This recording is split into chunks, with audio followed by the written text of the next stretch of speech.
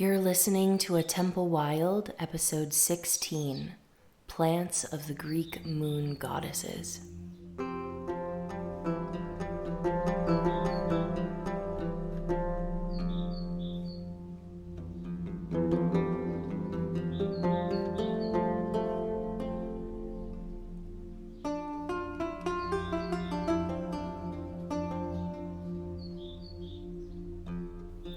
Hello and welcome to A Temple Wild, where we rediscover the myths of the ancient Greeks through the plants and landscapes that shaped them. My name is Mira, and I am coming to you today from my slightly echoey, brand new apartment in Ioannina, or Ioannina as the locals call it, which is a city in the region of Epirus in northwestern Greece. So I literally just moved here about less than 3 weeks ago. I'm still unpacking and getting settled, but I wanted to record this episode because I know a lot of you have been waiting eagerly. This is a part 2 of a set of episodes that I promised back around the winter solstice, when I published an episode called Tears of the Sun, in which we explored Greek solar myths, including the titans that gave birth to the radiance of the celestial bodies. And like that episode, today's is a request from a patron, Nathan, who asked me to speak on solar and lunar deities and their plants. So today we're going to be diving into the mythology of the Greek moon goddesses. And Nathan also specifically asked about night blooming flowers. So I'm going to include some suggestions throughout this episode on plants that could be included in a Greek moon garden. And if you've never heard of a moon garden before, it is a garden that's planted to be enjoyed after sunset, either because the white or silver flowers or foliage beautifully reflect the moon's light, or because the flowers themselves open only at night and release their fragrance in order to attract night pollinators like moths or bats.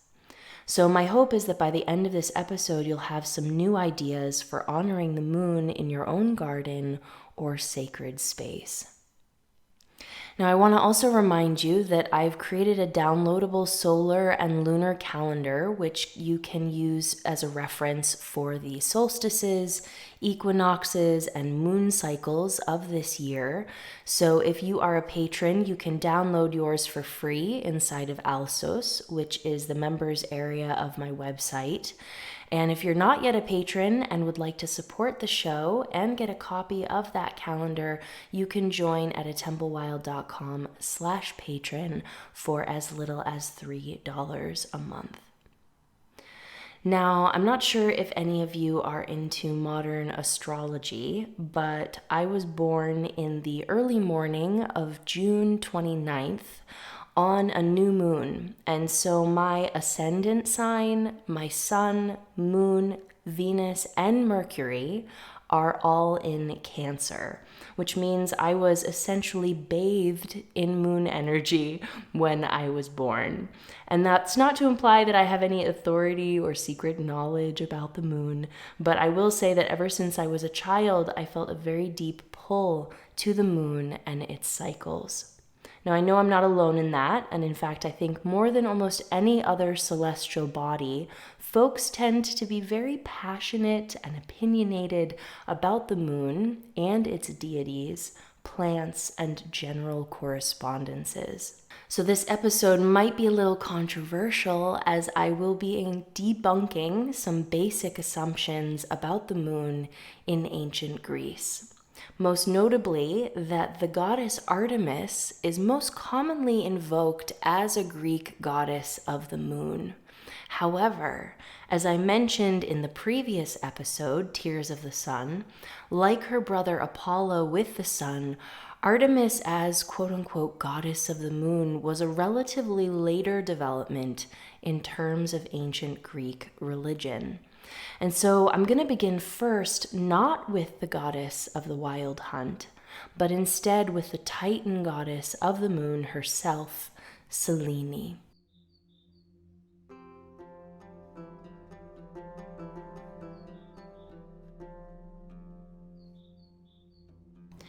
So Selene was the daughter of the Titan Hyperion, or Hyperion, who was the god of cosmic light, and Thea, the goddess of sight and the brilliance of the sky.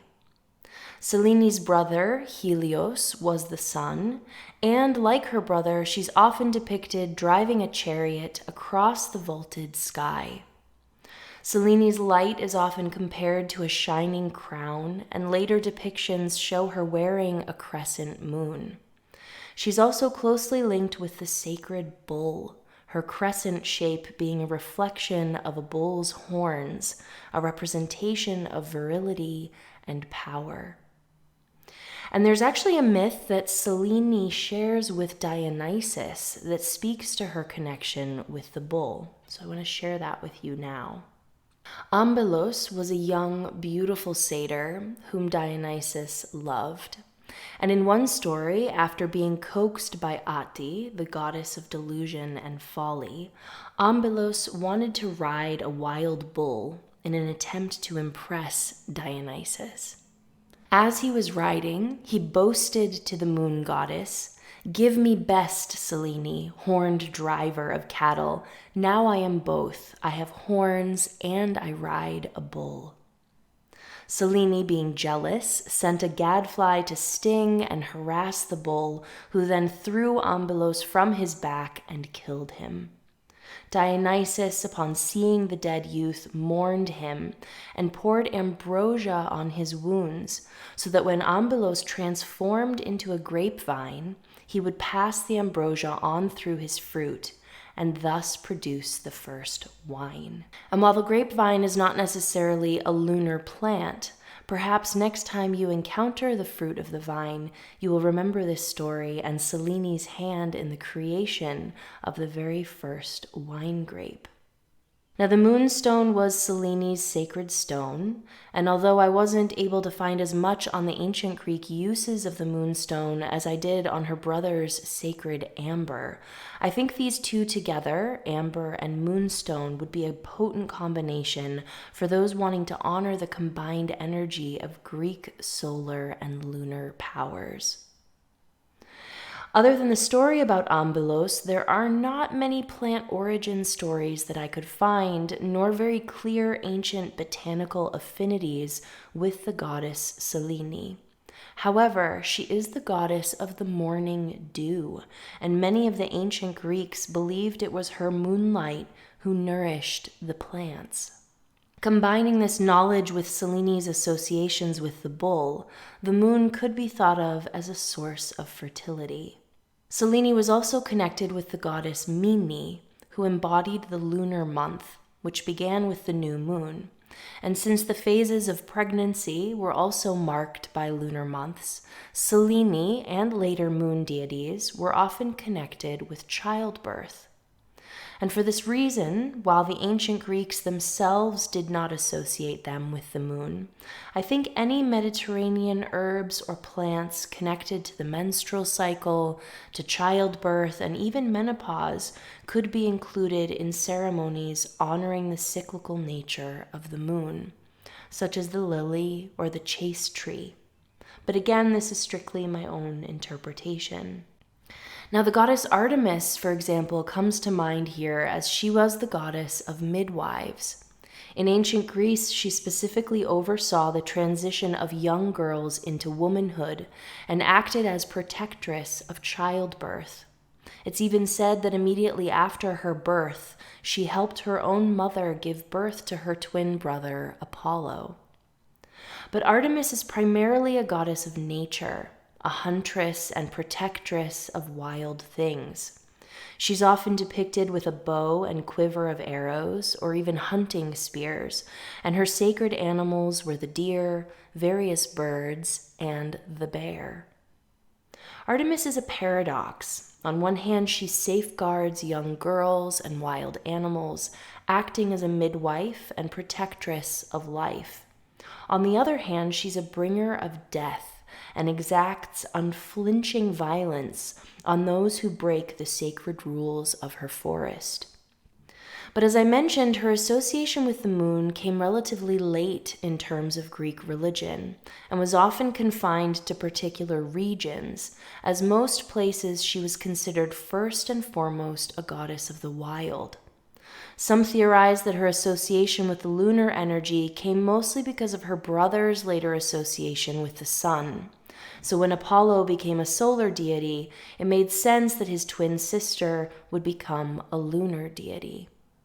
Now, there is a genus of plants called the Artemisias or Artemisias, which includes mugwort and wormwood, two favorite plants of modern practitioners seeking to honor the moon. However, despite their scientific name, these herbs were not, as far as we know, sacred to the goddess Artemis in ancient Greece. They were actually named and classified as Artemisias by the late 18th century taxonomist Carl Linnaeus. The Artemisias, however, are beautiful plants to include in a moon garden, as their leaves are often silvery and reflect moonlight beautifully. Mugwort, Artemisia vulgaris especially, is a potent guide for dream work. However, if I were looking for plants used specifically in ancient Greece in connection with honoring or worshiping the moon, the Artemisias and the menstrual plants I mentioned would not necessarily be my first choice, since the ancients didn't seem to explicitly connect them with the moon. So where else can we look for clues about lunar plants in the ancient Greek world? Well, this brings to my mind Hekate, or Hekate, goddess of magic, witchcraft, necromancy, and the night. She's usually depicted carrying torches and, like Artemis, accompanied by a dog, which I will say, is there anything more iconic than a dog howling at the moon? You may remember Hekate from the episode on Persephone and the descent to Hades, as she was the one who took up her torches and went seeking the young Persephone in the underworld, where Demeter could not go.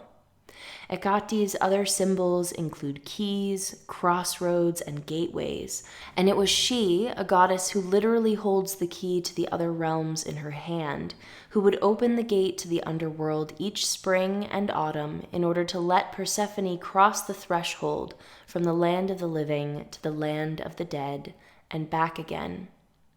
However, like Artemis, Hekate, as goddess of the moon, was a much later development, closer to the Roman period in origin. Now, that's not to say that Hekate was not associated with lunar phenomena, and there are quite a few references to her, as well as other witches like Medea and Circe, drawing down the moon, or, in other words, causing a lunar eclipse, which was an act demonstrating their power over the natural world. As goddess of witchcraft, many poisonous and entheogenic plants are associated with Hekate, including the herbs we briefly met in Plants of the Underworld episode, including henbane, belladonna, mandrake, and aconite, as well as the yew tree and the non-poisonous asphodel. However, like the Artemisias and the menstrual plants I mentioned, these plants are not necessarily ancient Greek lunar plants, in the same way that we learned in the last episode, Tears of the Sun, that the poplar is a solar tree. So one last group of plants I want to investigate in this search for Greek lunar plants would be any night-blooming flowers.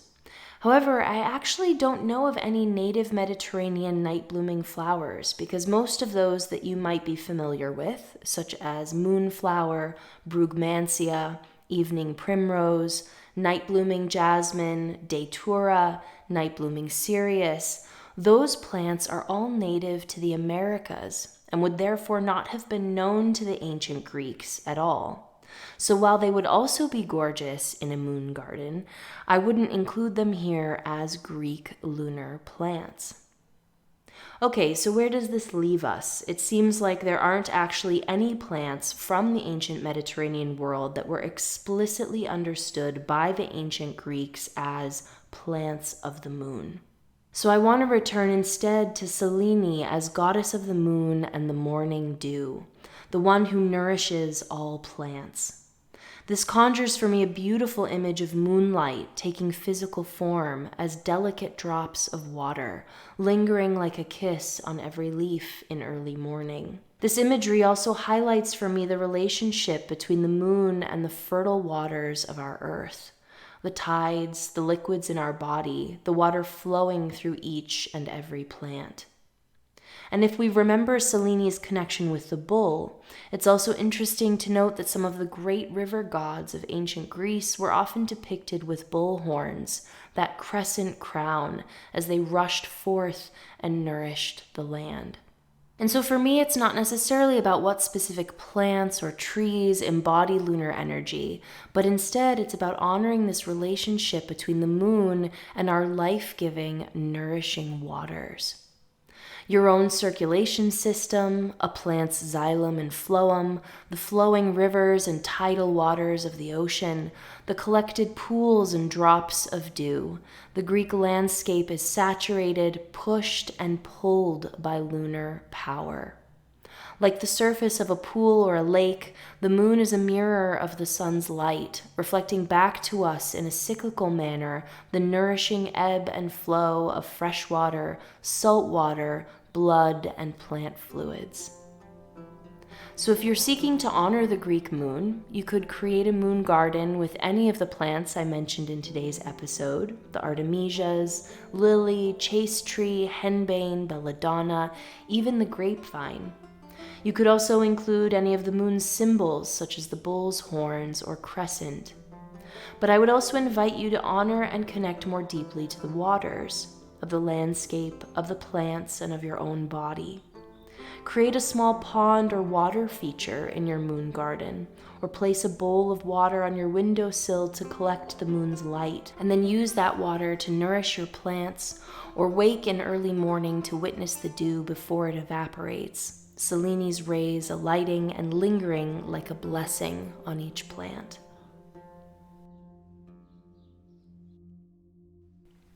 If you're interested in diving deeper into the mythology and plant lore of ancient Greece, I invite you to explore my website, atempowild.com, where I share free and detailed plant profiles, photography of my travels around Greece, as well as essays, poetry, art, and more, all inspired by the mythic Greek landscape.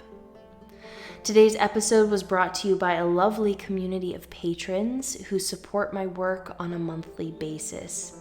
If you'd like to also support the show, you can drop a one-time tip in my tip jar, or if you'd like to be a regular supporter, I'd love for you to join as a monthly patron.